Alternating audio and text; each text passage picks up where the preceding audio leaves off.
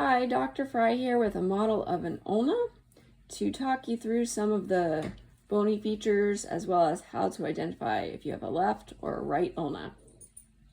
So for starters, we can observe that on the proximal end of the ulna, we have this very noticeable cup or C-shaped configuration to the ulna.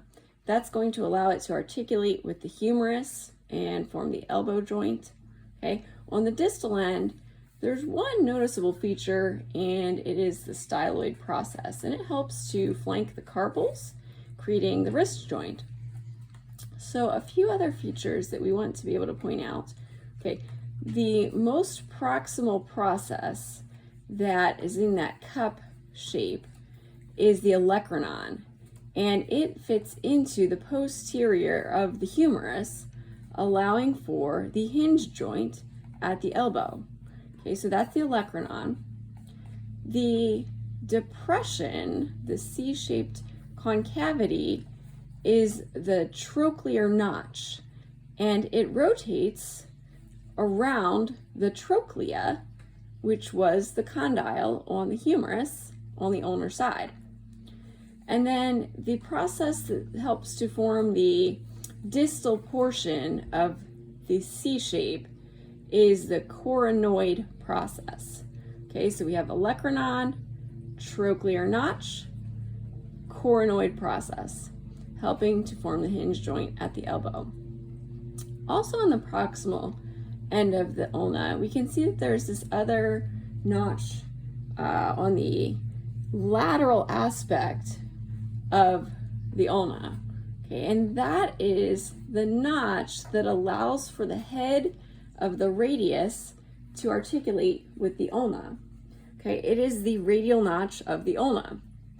And so it allows for the head of the radius to rotate within it, allowing for us to achieve a pronation supination movement, okay, crossing the radius over the ulna. As you continue down towards the distal end of the ulna, like I said, you have this styloid process, and it needs to be oriented on the medial side of the body, okay? So the medial side of the medial bone, which of course is the ulna in the forearm. Okay, and this helps us to determine if we have a left or a right ulna. Okay, so we know that this cup, this olecranon, trochlear notch, coronoid process cup needs to be facing anteriorly, okay? And then that styloid process needs to be on the medial side of the wrist. Okay, so you can then see that this is a left ulna, okay?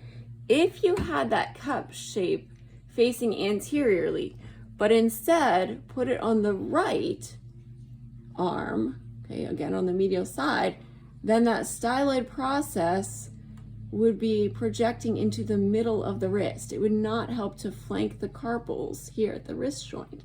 That would not achieve the proper joint configuration, okay? So this is how we can tell then that we have a left ulna. Place the cup facing anteriorly, make sure that the styloid process is medial on the medial bone, and therefore you can determine that you have a left ulna. So those are the major features that we need to be able to identify on the ulna. Any questions, as always, you can shoot me an email at cfry@lvc.edu.